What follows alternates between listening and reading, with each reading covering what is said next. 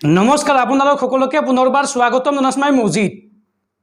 বন্ধুসকল পলকতা চামক আজি সন্ধিয়াৰ 7টা গুৰুত্বপূৰ্ণ খবৰ।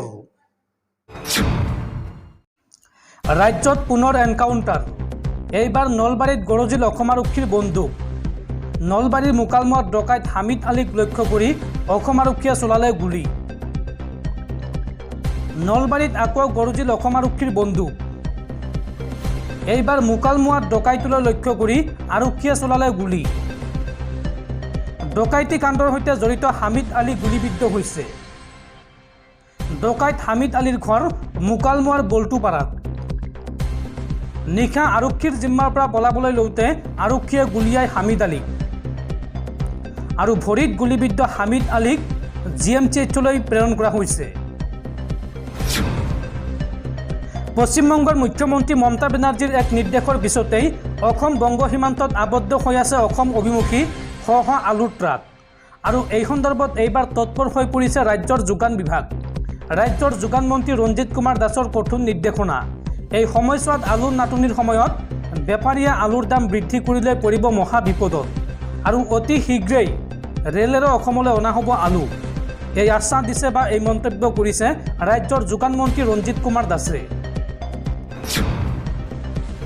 বাংলাদেশলৈ ঘূৰাই পঠিয়ালে অবৈধভাৱে অসমত প্ৰৱেশৰ চেষ্টা কৰা 5গৰাকী বাংলাদেশী নাগৰিকক। 18 জুলাইত অসমত প্ৰৱেশৰ চেষ্টা কৰি আটক হৈছিল এই 5গৰাকী বাংলাদেশী নাগৰিক। আৰু অৱশেষত বাংলাদেশ চৰকাৰৰ সৈতে যোগাযোগ কৰি ভাৰত চৰকাৰে এই 5গৰাকী বাংলাদেশী নাগৰিকক আজিৰ দিনটোত বাংলাদেশলৈ উভতাই পঠিয়াইছে। আৰু ইফালে আজি পুনৰ লামডিঙত ৰেল আৰক্ষীৰ জালত পৰিছে এজন বাংলাদেশী যুৱক। সজাই ৰেলৱে ষ্টেচনত ঘূৰি থকা অৱস্থাত আটক GRPৰ। বাংলাদেশৰ চিলেট জিলাৰ আলিমুদ্দিন নামৰ যুৱকজনক আটক GRPৰ। ধৃত আলিমুদ্দিনৰ পৰা জব্দ কৰা হৈছে এটা মোবাইল ফোন। GRPয়ে আটক কৰি লামডিং আৰক্ষীক গতাই দিয়ে আলিমক।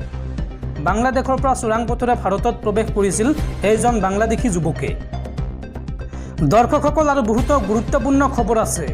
তাৰ আগতে আপোনাক জনাওঁ যে যদি আপুনি এতিয়ালৈকে এইটো ভিডিঅ'ত লাইক কৰা নাই তেন্তে এতিয়াই ভিডিঅ'টোত লাইক কৰি দিয়ক। আৰু এনেকুৱা ধৰণৰ ভিডিঅ'সমূহ নিতৌ চাবলৈ চেনেলটো ছাবস্ক্ৰাইব কৰি কাষত থকা বেল আইকনটো প্ৰেছ কৰি ৰাখক। ঝাৰখণ্ডৰ মুখ্যমন্ত্ৰী হেমন্ত চোৰেনৰ মহানুভৱতা। অসমৰ বানপীড়িতলৈ আগবঢ়ালে 2 কোটি টকাৰ আৰ্থিক সাহায্য। আজিৰ দিনটোত সামাজিক মাধ্যমযোগে এই কথা জনাই ঝাৰখণ্ডৰ মুখ্যমন্ত্ৰী হেমন্ত চোৰেনক ধন্যবাদ জনালে অসমৰ মুখ্যমন্ত্ৰী হিমন্ত বিশ্ব শৰ্মাই। ৰাজ্যৰ শিক্ষামন্ত্ৰী ৰণোজ পেগুৰ বৃহৎ ঘোষণা। শীঘ্ৰেই সম্প্ৰসাৰণ হ'ব আনন্দৰাম বৰুৱা বঁটা। 5ম আৰু 8ম শ্ৰেণী উত্তীৰ্ণ শিক্ষাৰ্থীয়েও লাভ কৰিব এই বঁটা। ইয়াৰ বাবে প্ৰয়োজনীয় ৰূপৰেখা প্ৰস্তুত কৰিছে শিক্ষা বিভাগে। সফুৰা বৃত্তি প্ৰদান অনুষ্ঠানত অংশ লৈ এই ঘোষণা ৰাজ্যৰ শিক্ষামন্ত্ৰী ৰণোজ পেগুৰ। মধ্যপ্ৰাচ্যত পুনৰ বাজিছে যুদ্ধৰ দামামা। ইজৰাইলক জোকাই লৈ এইবাৰ বিপদত পৰিছে হুথি বিদ্ৰোহী।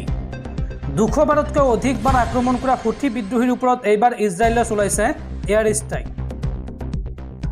এবাৰ দুবাৰ নহয়, ইজৰাইলক প্ৰায় 200বাৰতকৈ অধিক আক্ৰমণ কৰা হুথি বিদ্ৰোহীৰ ওপৰত পুতক তুলিলে ইজৰাইলী সেনাই। শনিবাৰে নিশা ইজৰাইলে হুথি বিদ্ৰোহীৰ ঘাটি ইয়েমেনত কৰা আক্ৰমণ। এই আক্ৰমণত 3গৰাকী লোক নিহত হোৱাৰ লগতে 50ৰো অধিক লোক আহত হৈছে। উল্লেখ কৰা প্ৰয়োজন যে যোৱা শুকুৰবাৰে হুথি বিদ্ৰোহীয়ে ইজৰাইলৰ ৰাজধানী তেল আভিভত শ শ ড্ৰোনেৰে আক্ৰমণ চলাইছিল।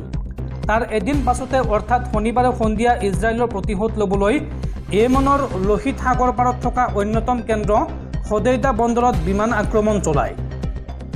ইজৰাইলে বন্দৰৰ লগতে ইয়েমেনৰ চানাত হুথি বিদ্ৰোহী পৰিচালিত এটা বিদ্যুৎ কেন্দ্ৰ আৰু তেল ভাণ্ডাৰতো আক্ৰমণ কৰে। প্ৰায় 1800 কিলোমিটাৰ দূৰত্ব অতিক্ৰম কৰি শনিবাৰে ইজৰাইলৰ বায়ুসেনা বাহিনীৰ বিমানে ব্যাপক আক্ৰমণ চলায় ইয়েমেনত। ইফালে এই আক্ৰমণৰ পাছতে ইজৰাইলী সেনাই হুংকাৰ প্ৰদান কৰিছে যে ইজৰাইলী নাগৰিকক আক্ৰমণ কৰিবলৈ চেষ্টা কৰিলে যিকোনো মূল্যৰ বিনিময়ত শাস্তি ভোগ কৰিবলৈ তেওঁলোক সাজু থাকক। আনফালে দেশখনৰ প্ৰধানমন্ত্ৰীয়েও নিজৰ দেশক ৰক্ষা কৰিবলৈ আমি বদ্ধপৰিকৰ বুলি মন্তব্য কৰে।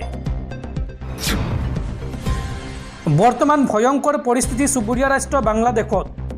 চৰকাৰী চাকৰিৰ ক্ষেত্ৰত স্বাধীনতা সংগ্ৰামীৰ পৰিয়ালৰ বাবে দেশখনত 30% আসন সংৰক্ষণৰ ব্যৱস্থা কৰাৰ প্ৰতিবাদত দেশৰ লাখ লাখ জনতা ওলাই আহিছে ৰাজপথলৈ। আৰু এই প্ৰতিবাদ এতিয়া কঠোৰ হাতেৰে দমন কৰিবলৈ সাজু হৈছে শেখ হাছিনা চৰকাৰ। প্ৰতিবাদকাৰীক দেখা মাত্ৰকে গুলীওৱাৰ নিৰ্দেশ দিছে হাছিনা চৰকাৰে। বৰ্তমান ভয়ংকৰ পৰিস্থিতি চুবুৰীয়া ৰাষ্ট্ৰ বাংলাদেশত। প্ৰতিবাদকাৰীক দেখা মাত্ৰকে গুলী কৰাৰ নিৰ্দেশ শেখ হাছিনা চৰকাৰৰ। কঠোৰ হাতেৰে প্ৰতিবাদ নিয়ন্ত্ৰণৰ বাবে সাজু হৈছে শেখ হাছিনা চৰকাৰ। আৰু দেশখনত বৰ্তমান অনিৰ্দিষ্ট কাললৈ জাৰি কৰা হৈছে সান্ধ্য আইন। লগতে অনিৰ্দিষ্ট কাললৈ কৰ্তন কৰা হৈছে ইণ্টাৰনেট সেৱা। উল্লেখযোগ্য যে চৰকাৰী চাকৰিত সংৰক্ষণ বাহাল ৰখাক লৈ ক্ষুণ্ণ হৈ পৰিছে দেশখনৰ হাজাৰ হাজাৰ জনতা। আৰু প্ৰতিবাদ নিয়ন্ত্ৰণৰ বাবে গুলীবৰ্ষণ কৰিবলৈ বাধ্য হৈছে প্ৰশাসন। বৰ্তমান পৰ্যন্ত এই হিংসাত্মক প্ৰতিবাদত 115 জন লোকৰ মৃত্যু হৈছে দেশখনত। বাংলাদেশত থকা শ শ ভাৰতীয় ছাত্ৰ ছাত্ৰীৰ মাজত বৰ্তমান হাহাকাৰ পৰিস্থিতি।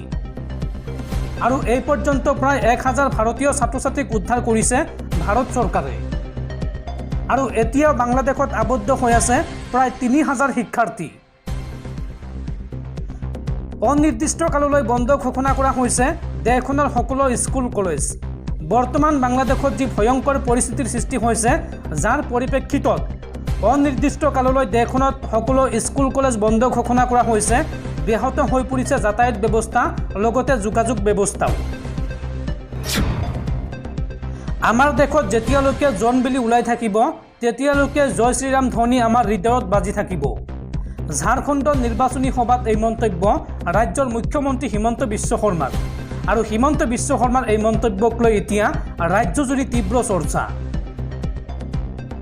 জয় শ্ৰীৰাম ধ্বনি আমাৰ হৃদয়ত সদায় বাজি থাকিব। দেশত যেতিয়ালৈকে জোনবিলি ওলাই থাকিব, তেতিয়ালৈকে জয় শ্ৰীৰাম ধ্বনি আমাৰ হৃদয়ত বাজি থাকিব। হিন্দুৰ ওপৰত যিমান আক্ৰমণ হ'লেও আমাৰ হৃদয়ত জয় শ্ৰীৰাম ধ্বনি বাজি থাকিব। ঝাৰখণ্ডৰ নিৰ্বাচনী সভাত এই মন্তব্য ৰাজ্যৰ মুখ্যমন্ত্ৰী হিমন্ত বিশ্ব শৰ্মাৰ। দেশত পুনৰ দেখা দিছে নিপা ভাইৰাছৰ প্ৰাদুৰ্ভাৱ। নিপা ভাইৰাছত আক্ৰান্ত হোৱাৰ এদিন পিছতেই মৃত্যু হৈছে এগৰাকী 14 বছৰীয়া কিশোৰৰ। নিপা ভাইৰাছ ধৰা পৰাৰ এদিন পাছতে দেওবাৰে কেৰালাত এজন 14 বছৰীয়া শিশুৰ মৃত্যু হয়। শনিবাৰে ৰাজ্যৰ স্বাস্থ্য বিভাগে নিশ্চিত কৰিছিল যে মাল্লাপুৰম জিলাৰ ল'ৰাজনৰ দেহত নিপা ভাইৰাছ পজিটিভ পোৱা গৈছে। কেৰালাৰ স্বাস্থ্যমন্ত্ৰী বীণা জৰ্জৰ মতে পুৱা 10:50 ল'ৰাজনৰ হৃদযন্ত্ৰৰ ব্যাপক ক্ৰিয়া বন্ধ হৈ পৰে, যাৰ পাছত তেওঁক জীয়াই তুলিব পৰা নগ'ল। জৰ্জে কয় যে তেওঁ ভেণ্টিলেটৰৰ সহায়ত আছিল। আজি পুৱা প্ৰস্ৰাৱৰ পৰিমাণ কমি গৈছিল। ব্যাপক হৃদযন্ত্ৰৰ ক্ৰিয়া বন্ধ হোৱাৰ পাছত পুনৰুজ্জীৱনৰ প্ৰচেষ্টা ব্যৰ্থ হয় আৰু পুৱা 11:30 তেওঁৰ মৃত্যু হয়। কিশোৰগৰাকীৰ শেষ ৰীতি নীতি চিকিৎসা প্ৰট'কল অনুসৰি কৰা হ'ব বুলি মন্ত্ৰীগৰাকীয়ে জানিবলৈ দিয়ে। কেৰালা স্বাস্থ্য মন্ত্ৰালয়ৰ তথ্য অনুসৰি নিপা ভাইৰাছ পজিটিভ পোৱা 4 জন লোকক উচ্চ বিপদজনক শ্ৰেণীত ৰখা হৈছে আৰু মঞ্জেৰী চিকিৎসা মহাবিদ্যালয়ত চিকিৎসাধীন হৈ আছে। বৰ্তমান মাল্লাপুৰম জিলাৰ পাণ্ডিকাত কেৰালাৰ নিপা ভাইৰাছৰ কেন্দ্ৰবিন্দু। জৰ্জে এক পৰামৰ্শত ভয়ংকৰ কেন্দ্ৰৰ স্থানীয়তা আৰু ওচৰৰ চিকিৎসালয়সমূহৰ লোকসকলক ৰাজহুৱা স্থানত মাস্ক পৰিধান কৰিবলৈ আৰু চিকিৎসালয়ত ৰোগীৰ ওচৰলৈ যোৱাৰ পৰা বিৰত থাকিবলৈ কয়। আৰু লগতে আধা খোৱা বা চৰাই বা জীৱ জন্তুৱে কামোৰা ফল নাখাবলৈও মানুহক পৰামৰ্শ দিছে। উল্লেখযোগ্য যে 2018, 2021 আৰু 2023 চনত কোজিকোড জিলাত আৰু 2019 চনত এৰ্নাকুলাম জিলাত নিপা ভাইৰাছৰ প্ৰাদুৰ্ভাৱৰ তথ্য পোৱা গৈছে। আৰু কোজিকোড, ৱাইনাড, ইডুকি, মাল্লাপুৰম আৰু এৰ্নাকুলাম জিলাত বাদুলিত নিপা ভাইৰাছৰ এণ্টিবডিৰ উপস্থিতি ধৰা পৰিছিল। গুৱাহাটীত পুনৰ ভয়ংকৰ ঘটনা। কুমাৰ ইঞ্জিনিয়াৰিঙৰ স্বত্বাধিকাৰী কুমাৰ গৌৰৱৰ ৰহস্যজনক মৃত্যু। গুৱাহাটীৰ প্ৰতিষ্ঠিত ব্যৱসায়িক প্ৰতিষ্ঠানৰ স্বত্বাধিকাৰী আছিল গৌৰৱ কুমাৰ। চতুৰ্থ পত্নীৰ সৈতে বসবাস কৰা নুনমাটিৰ বাসগৃহৰ পৰা উদ্ধাৰ কৰা হৈছে কুমাৰ গৌৰৱৰ মৃতদেহ।